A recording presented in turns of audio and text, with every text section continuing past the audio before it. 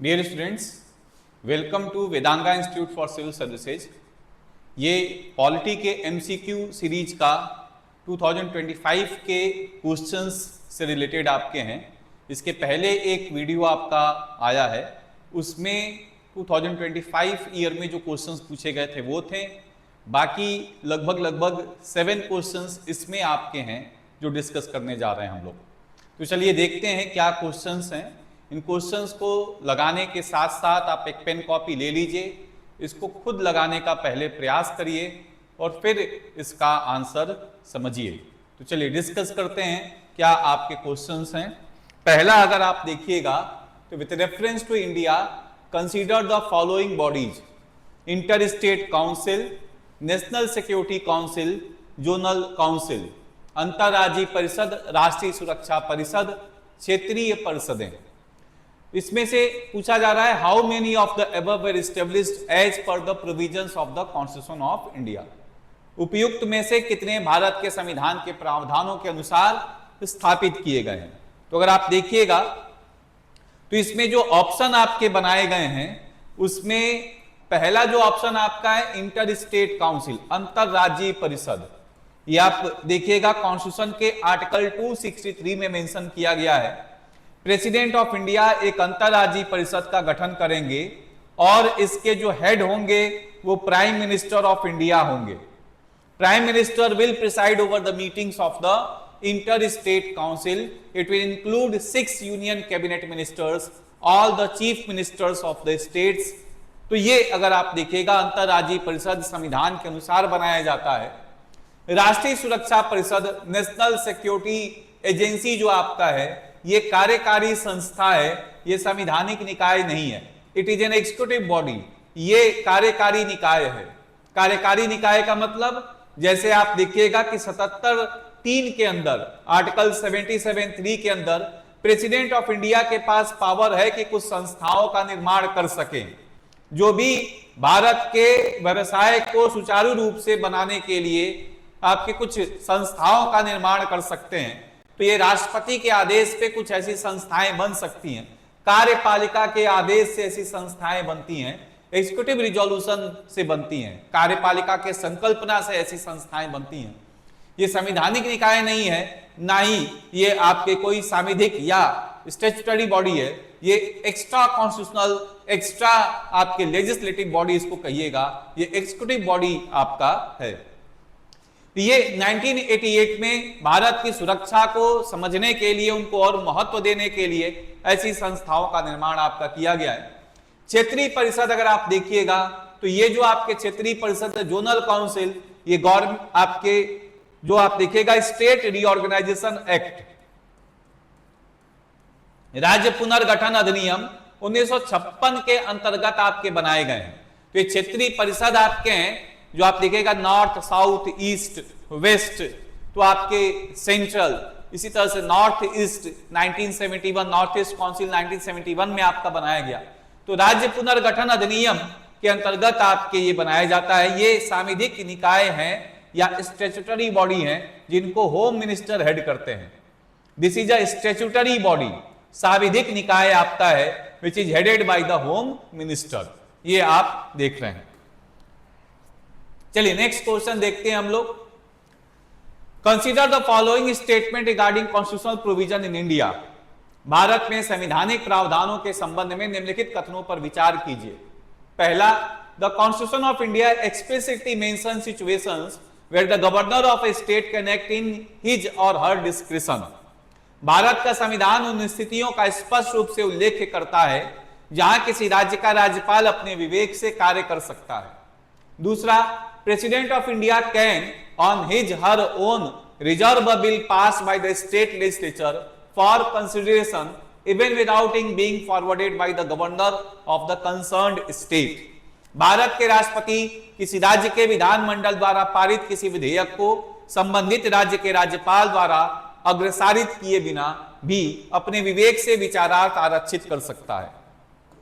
अगर आप ये देखिएगा तो ये जो स्टेटमेंट आपका है पहला वाला, ये स्पष्ट रूप से सही है, क्योंकि राज्यपाल को कुछ ऐसी परिस्थितियां संविधान प्रदान करता है जिसके अंतर्गत वो अपने विवेक पे काम कर सकते हैं। स्पष्ट रूप से वो कब काम कर सकते हैं, जब 200 के अनुच्छेद के अंदर उनको किसी विधेयक को राष्ट्रपति के विचारार्थ सुरक्षित रखना होता है। When he resolves a bill for the consideration of the President of India under Article 200, ये एक्सप्लिसिट कॉन्स्टिट्यूशन में मेंशन किया गया है।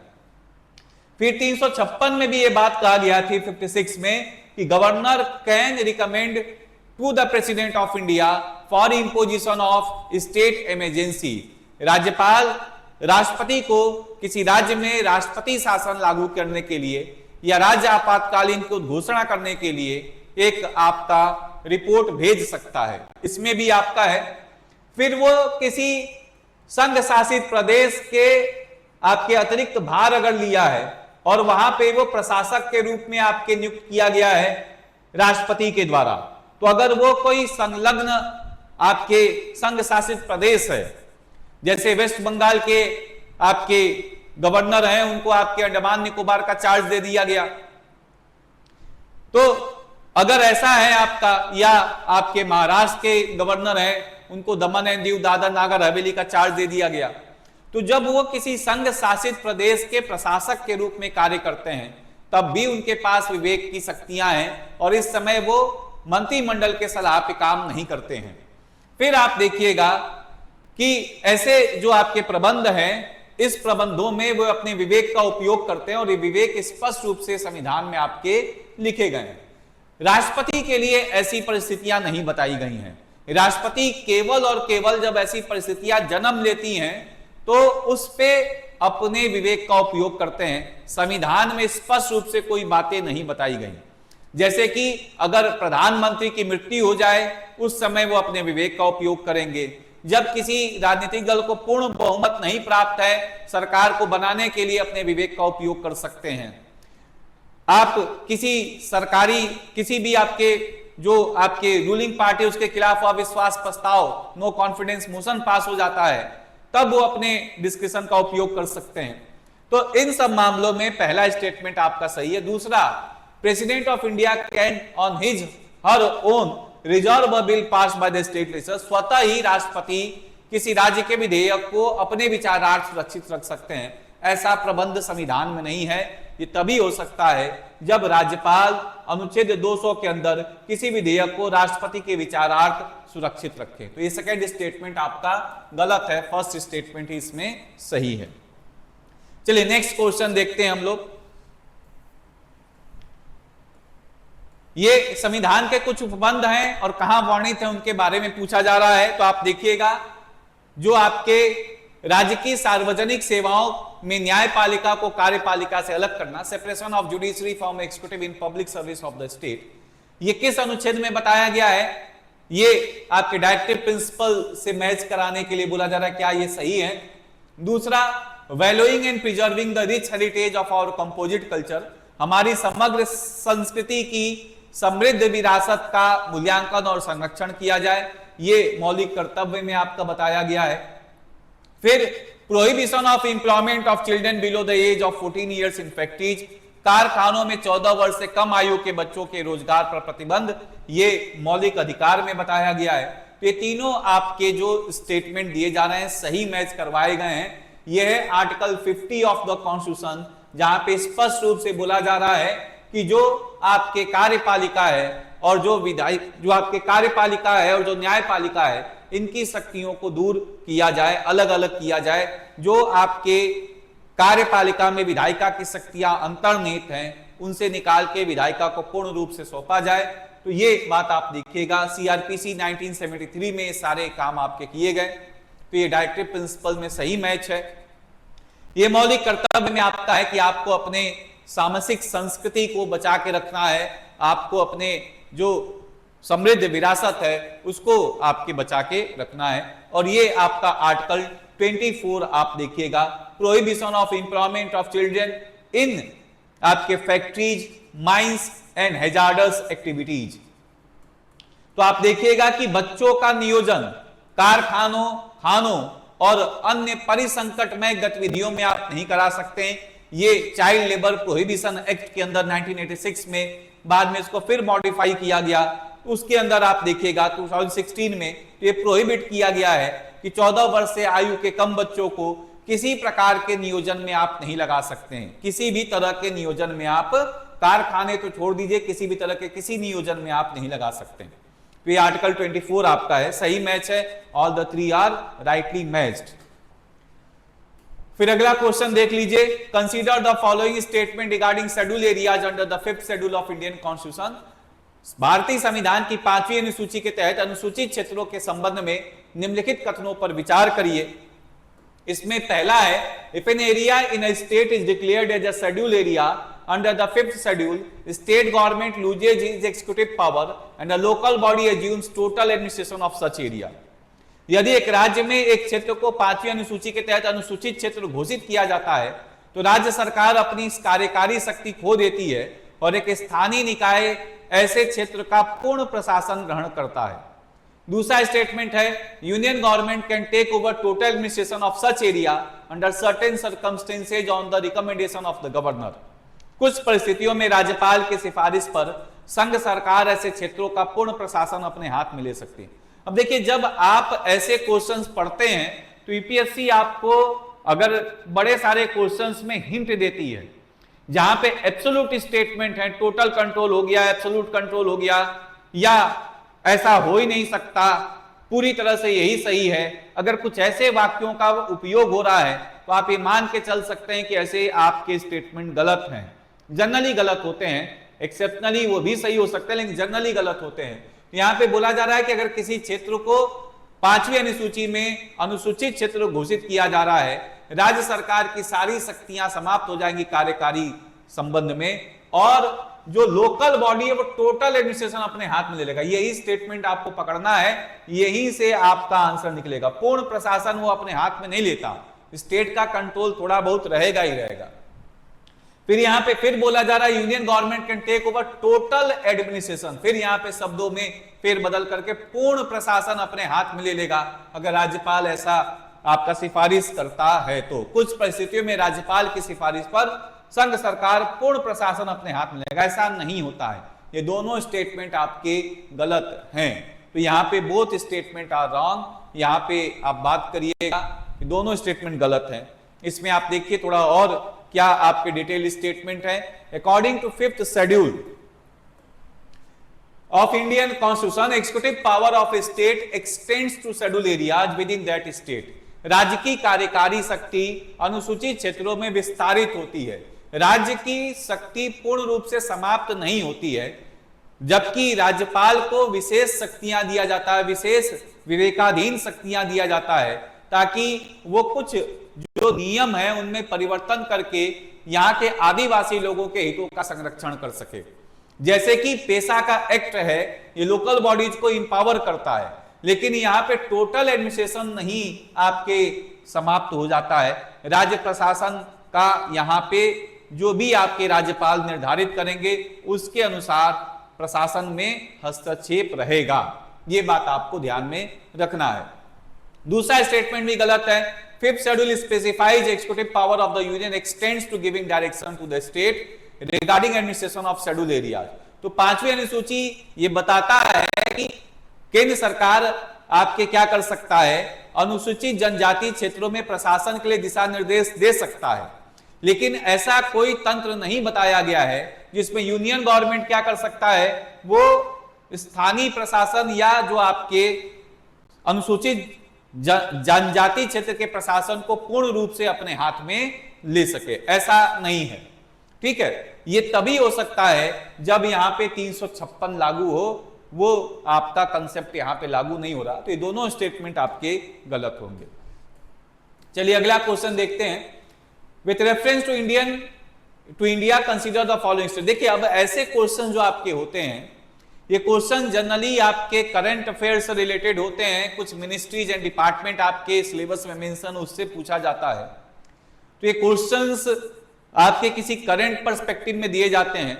ये पूर्ण रूप से अगर आप कहेगा कि कोर पॉलिटी का सेक्शन है तो ऐसा तो नहीं है। ये जनरल अवेयरनेस का सेक्शन आपका, उसमें भी ये सवाल बन सकते हैं। जैसे नेशनल ऑटोमोटिव बोर्ड आपसे पूछा जा रहा है, ये किससे संबंधित है, क्वायर बोर्ड किससे संबंधित है, national centre for trade information किससे आपका संबंधित है? तो क्वायर बोर्ड अगर आप थोड़ा सा भी ध्यान लगाइएगा तो किससे आपका संबंधित है? ये micro small and medium enterprises से आपका संबंधित है। अगर आप इसको बात देखिएगा तो क्वायर बोर्ड आपके micro small and medium enterprises से संबंधित आपका है। यहां पे अगर आप देखिएगा नेशनल ऑटोमोटिव बोर्ड आपका हैवी इंडस्ट्री से संबंधित आपका है, और national centre for trade information ये बेसिकली अगर आप देखिएगा कि जो national centre for trade information है ये आपके generally ministry of commerce and industry से संबंधित है। तो तीनों मैच आपके यहां पे उल्टा कर दिया गया है। National automotive board ministry of heavy industries, national centre for trade the coir board ministry of micro small and medium enterprise, national centre for trade information ministry of commerce and industry. National automotive board क्या करता है? ये ministry of heavy industries के अंदर काम करेगा, और ये बेसिकली आपके एक तरह से जो इसका मेजर काम होता है वो ऑटोमोटिव सेक्टर के मैटर्स से रिलेटेड होता है। उनका टेस्टिंग करना, उनका प्रमाणन करना, उसमें जो होमोलोगेशन होता है, उनके ऑटोमोटिव लैब्स को मैनेज करना, ये सब आपका एक तरह से निर्धारित करता है। क्वायर बोर्ड जो क्वायर इंडस्ट्री है इसके प्रमोशन को, इसके आपके बढ़ावे को, इसके आधुनिकरण के, इसके गुणवत्ता के निर्धारण के, इसके मानव प्रबंधन के संबंध में आपके काम करता है। इसमें आर्थिक अनुसंधान कैसे हो सकता है, कैसे ऐसे अच्छे तकनीकी इसमें लगाए जा सकते हैं, उसके संबंध में क्वायर बोर्ड आपका काम करता है। ये आपके ministry of micro small medium enterprises के अंदर काम करेगा। National centre for trade information Delhi based organisation है जो 1995 में आपका बनाया गया है ministry of commerce and industry के, और ये ट्रेड डाटा को एनालाइज करने के लिए बनाया जाता है। तो जो भी ट्रेड का डाटा है, जो भी हमारे यहाँ पे व्यापार हो रहा है, उस व्यापार के जो अंक हैं उनका मूल्यांकन करने के लिए, जिससे कि अच्छा व्यवसाय हो सके, अच्छे ट्रेड के लीड्स जनरेट हो सके, डाटा का विश्लेषण करके हम समझ सके कि कैसे हम अपने व्यवसाय को बढ़ा सकते हैं। ये सब बेसिकली आपका कंसेप्ट है जो आपका काम करता है। तो ये तीनों आपके सेक्शंस गलत मैच किए गए हैं। अगला इसमें देख लीजिए, consider the following subjects under the constitution of India. इसमें यह पूछा जा रहा है कि किस किस मामलों में जब आपका संविधान संशोधन होता है तो आधे राज्यों की जरूरत पड़ती है संविधान संशोधन को पारित करने के लिए। तो consider the following subjects for a constitutional amendment with respect to which of the above ratification by legislation of not less than 1/2 of the state is required। तो इसके संशोधन के लिए कितने आपके 50% राज्यों की प्रमाणन की आवश्यकता पड़ती है, ये पूछा जा रहा है। अब देखिए इसमें आपको ये बात मालूम होगा कि हमारे यहाँ जो संशोधन की प्रक्रिया बताई गई है वो 3 तरह के संशोधन होते हैं। एक संशोधन होता है सिंपल मेजॉरिटी से, साधारण बहुमत से, और ये जो साधारण बहुमत से होता है ये 368 में नहीं बताया गया है। ये अन्यथा आपको देखने को मिलेगा, जैसे जो काम 3 के अंदर होगा, जो काम आपके 2 के अंदर होगा, अनुच्छेद 2 के अंदर, जिसमें बाहर से किसी क्षेत्र को भारत में मिलाना, 3 के अंदर किसी राज्यों का गठन करना, नए राज्यों की स्थापना करना, राज्य के नाम उनके क्षेत्र की सीमा में परिवर्तन करना, नागरिकता के संबंध में संशोधन जो आपके होते हैं वो सिंपल मेजॉरिटी से होता है। 169 में स्टेट लेजिस्लेटिव काउंसिल को बनाना, निरसन करना, ये सब जो बातें आपकी यहाँ पे दी गई हैं, तो ये सब बेसिकली आप देखिएगा कि ये आपके सिंपल मेजॉरिटी से होते हैं। कुछ बातें आपके अमेंडमेंट जो बताई गई हैं 368 में वो 2 तरीके से होते हैं, एक स्पेशल मेजॉरिटी विशेष बहुमत, और एक आपका होता है विशेष बहुमत। विशेष बहुमत साथ ही साथ में आपके ratification by 50% of the states by simple majority, 50% राज्यों के द्वारा प्रमाणन, जो कि आपके साधारण बहुमत से प्रमाणन करेंगे अपने यहां पे।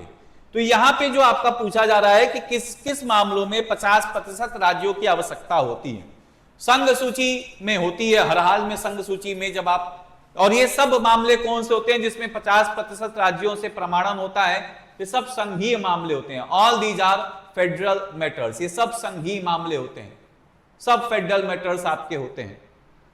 तो इसमें जो आपके संशोधन होता है उसमें पहला जो आपका कंसेप्ट है संघ सूची। संघ सूची में 7वीं अनुसूची जो आपका है, या आप समवर्ती सूची में परिवर्तन कर रहे हैं, राज्य सूची में परिवर्तन कर रहे हैं, किसी में परिवर्तन कर रहे हैं, 7वीं अनुसूची में अगर आप परिवर्तन करिएगा तो केंद्र राज्य दोनों की सहमति चाहिए होगी, विशेष बहुमत से होगा और 50% राज्यों के द्वारा इसका अनुमोदन होना अनिवार्य है। किसी राज्य की कार्यकारी शक्ति का विस्तार, ये भी आप देखिएगा कि केंद्र के कार्यकारी शक्ति का विस्तार या राज्य के कार्यकारी शक्ति का विस्तार, किसी के भी कार्यकारी शक्ति का विस्तार कर रहे हैं तो वहां पे इसकी आवश्यकता पड़ेगी, विशेष तरीके से संबोधन होगा जिसमें राज्यों की सहमति अनिवार्य है। राज्यपाल के पद की शर्तें सिंपल मेजॉरिटी से होगा, ये आपके स्पेशल मेजॉरिटी से नहीं, सिंपल मेजॉरिटी से उनकी सेवा शर्तों को बदला जाएगा, तो ये जरूरत नहीं है। अब आप देखिए इसमें जो बोला जा रहा है जिसमें स्पेशल आपके मेजॉरिटी चाहिए वो कौन कौन से कंसेप्ट हैं, अनुच्छेद 54 और अनुच्छेद 55। ये क्या है, आपके election of president and manner of election of president. 54 है राष्ट्रपति का चुनाव, 55 है उनके आपके एक तरह से कहा जाएगा कि जो चुनाव की पद्धति क्या है, जो अनुपातिक प्रतिनिधित्व एकल संक्रमणी मत के द्वारा आपका होता है। अनुच्छेद 73 और अनुच्छेद 162 ये संघ के कार्यपालिका शक्ति का विस्तार है, ये राज्य के कार्यपालिका शक्ति का विस्तार है। तो यहां पे संघ के कार्यपालिका शक्ति का विस्तार और राज्य के कार्यपालिका शक्ति का विस्तार आपका बताया जा रहा है, जिसमें अगर आप संशोधन करना चाहते हैं तो संशोधन आपका तभी होगा जब केंद्र राज्य दोनों आपके मिलके सहमति प्रदान करेंगे। तो ये बात आप देख सकते हैं। फिर आर्टिकल 241 आपका है और इसमें आप क्या देखिएगा, इसमें बोला जा रहा है कि जब आपको किसी यूटी के लिए हाई कोर्ट कंस्टिट्यूट करना होगा, यूनियन टेरिटरी के लिए अगर आपको उच्च न्यायालय की स्थापना करनी है तो आपको क्या करना पड़ेगा, केंद्र राज्य दोनों की सहमति आपको लेना पड़ेगा। ये बात आपका है। या किसी हाई कोर्ट को आपके डिक्लेयर करना है कि हाँ भाई ये किसी यूटी के लिए काम करेगा।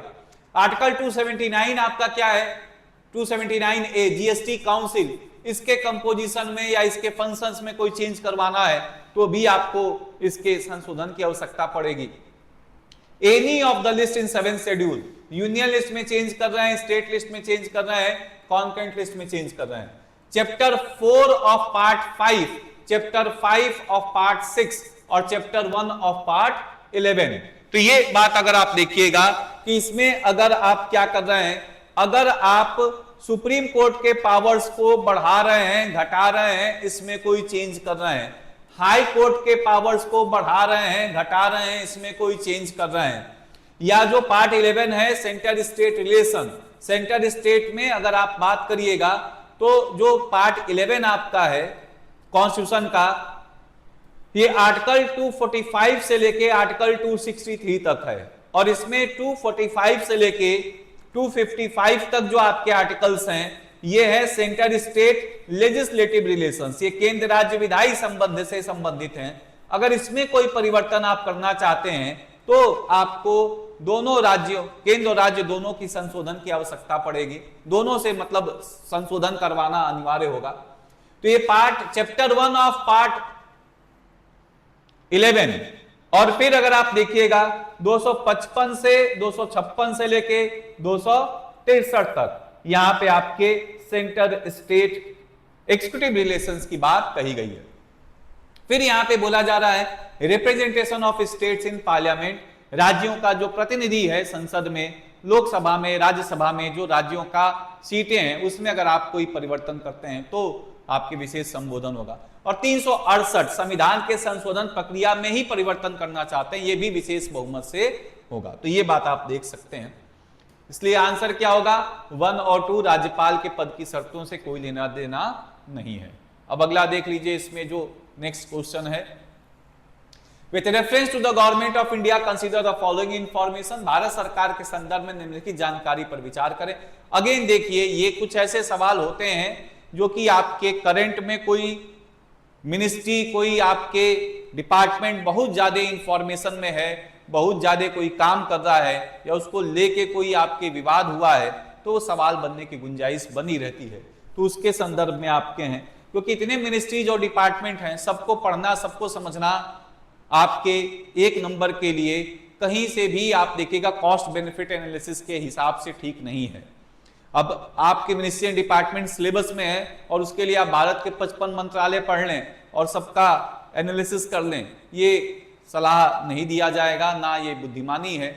आपको वही देखना है, अगर कोई न्यूज में आपका है तो ऐसे क्वेश्चंस आप उसके लिए तैयार कर सकते हैं।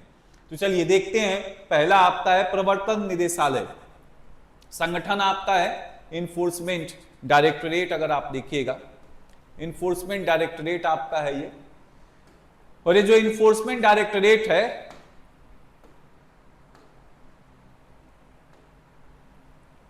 ये किस लिए कार्य करता है?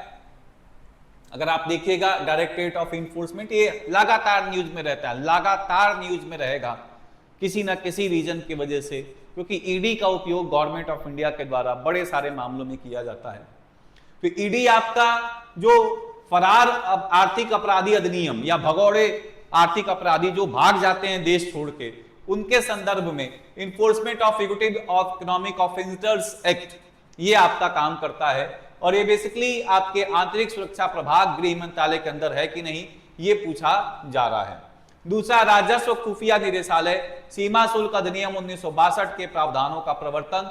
Directorate of revenue intelligence enforces the provision of customs act, department of revenue ministry of finance के अंदर काम करता है, ये पूछा जा रहा है कि नहीं। सिस्टम और डेटा प्रबंधन महानिदेशालय आपके directorate of general system and data management, बेहतर नीति और कर चोरों को पकड़ने के लिए, कर अधिकारियों की सहायता के लिए बड़े डेटा विश्लेषण का संचालन करता है। Carrying out big data analytics to assist tax officers for better policy and nabbing tax evaders, ये department of revenue ministry of finance के अंदर काम करता है।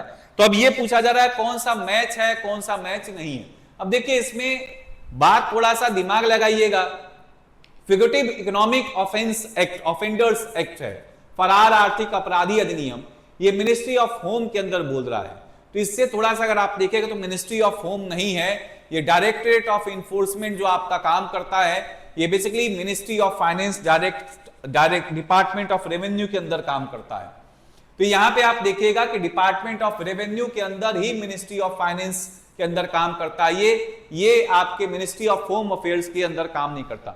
जनरली देखिए अगर आप जो आपका सिलेबस है मिनिस्ट्री डिपार्टमेंट, उसमें 2-3 मंत्रालय को आपको ध्यान में करना है, एक मिनिस्ट्री ऑफ फाइनेंस, एक मिनिस्ट्री ऑफ होम, एक आपका department of personal and training, या आप इसको कह सकते हैं ministry of personal and training and public grievance, ministry of personal and public grievance इसको बोला जाता है। तो ये आप इसको ये जो आपके हैं मिनिस्ट्रीज, इनको आप फोकस कर सकते हैं। तो ये 3 मंत्रालय मेजर आपके रहेंगे, एक थोड़ा सा आप पीएमओ को भी देख सकते हैं, तो इनके बारे में आप जनरली पढ़ सकते हैं। अब दूसरा बोला है directorate of revenue intelligence, India का टॉप एजेंसी है जो एंटी स्मगलिंग या इंटेलिजेंस के लिए, उनके एनालिसिस के लिए, उनके अन्वेषण के लिए, इन्वेस्टिगेशन के लिए ध्यान करता है। और ये बेसिकली आपके जो भी कंट्राबैंड आर्टिकल्स हैं, जैसे ड्रग हो गया, इलिसिट वाइल्ड लाइफ प्रोडक्ट हो गया, अवैध आपके जानवरों की तस्करी हो गई, या जो वातावरण से संबंधित कुछ आपके बहुत आपके संवेदनशील जानकारी है उसका आप इधर उधर कर रहे हैं, तो ये आपका सारा टैकल करता है। Tackling commercial frauds, customs duty evasion under the customs act, और ये किसके अंदर काम करता है? Department of revenue ministry of finance, इसके अंदर आपका काम करता है। फिर तीसरा अगर आप देखिएगा directorate general of system and data management functions under CBIC, और ये बेसिकली आपका अगेन डिपार्टमेंट ऑफ रेवेन्यू के अंदर काम करता है। इसका मेजर फंक्शन क्या होता है? ये बेसिकली आपके जो भी कस्टमर सेंट्रल एक्सरसाइज के ऑटोमेटेड सिस्टम्स हैं, जो आपके एक तरह से टेक्नोलॉजिकली एडवांस सिस्टम्स हैं, उनको मैनेज करने के लिए, उनके डेवलपमेंट के लिए, उनके प्रोग्रामिंग के लिए, उनके टेस्टिंग इंप्लीमेंटेशन के लिए ये सारा काम आपका करता है। तो ये डाटा कलेक्ट आपका करता है ताकि बेटर एनालिसिस हो सके, आपके डाटा की जो चोरी हो रही है उसको बचाने का काम आपका किया जा सके। तो इसमें जो मैच आपके हैं सही, वो एक और ये क्वेश्चन सही है, ये क्वेश्चन सही है, ये वाला मैचिंग आपका गलत है। ये अगेन डायरेक्टरेट ऑफ रेवेन्यू के अंदर ही, मिनिस्ट्री ऑफ फाइनेंस के अंदर आएगा। तो ये 7 क्वेश्चंस थे जो कि आपके 2025 में पूछे गए। इसका फर्स्ट पार्ट अपलोडेड है, उसको देखना चाहें तो आप लोग देख सकते हैं। तो आज के लिए इतना ही, फिर नेक्स्ट क्लास में 2024 के क्वेश्चंस डिस्कस किए जाएंगे और कुछ आपके नए क्वेश्चंस भी इंक्लूड किए जाएंगे। तो आज के लिए इतना ही, नेक्स्ट क्लास में मिलते हैं आप लोगों से। Thanks for watching.